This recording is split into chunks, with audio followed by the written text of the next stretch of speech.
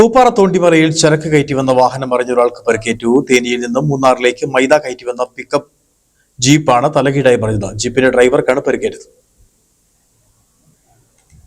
രാവിലെ 7 മണിയോടുകൂടിയാണ് സംഭവം നടന്നത്. നിരന്തരം അപകടം ഉണ്ടാകാറുള്ള കൊടുമ്പളവിൽ വാഹനം തലകീഴായി മറിയുകയായിരുന്നു. വാഹനം ഓടിച്ചിരുന്ന ഡ്രൈവർ വാഹനത്തിനുള്ളിൽ അകപ്പെടുകയായിരുന്നു. ഇയാളെ മേഖലയിലെ സർക്കാർ ആശുപത്രിയിൽ പ്രവേശിപ്പിച്ചു. പിറകെ എത്തിയ തൊഴിലാളി വാഹനത്തിലെ തൊഴിലാളികളാണ് രക്ഷാപ്രവർത്തനം നടത്തിയത്. കഴിഞ്ഞ 1 വർഷത്തിനിടെ മേഖലയിൽ ഉണ്ടാകുന്ന 24ാമത്തെ അപകടമാണ് ഇത്. 4 പേർക്ക് മുൻപ് ഇതേ മേഖലയിൽ അപകടങ്ങളിൽ ജീവൻ നഷ്ടപ്പെട്ടിരുന്നു. നിരവധി പേർക്ക് പരിക്കുമേറ്റിരുന്നു. റോഡിലെ അലൈൻമെന്റ് വ്യത്യാസമാണ് തുടർച്ചയായി ഉണ്ടാകുന്ന അപകടങ്ങളുടെ കാരണമെന്നാണ് അധികൃതരുടെ വിലയിരുത്തൽ.